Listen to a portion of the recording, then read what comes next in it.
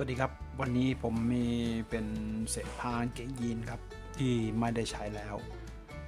ทีนี้คุณสมบัติของกระเป๋ามันไว้ใส่ของใช่ไหมครับเราจะทำตรงตามแบบของเขาเลยคือใส่ของครับคือผมจะติดเป็นทำเป็นแมกเนต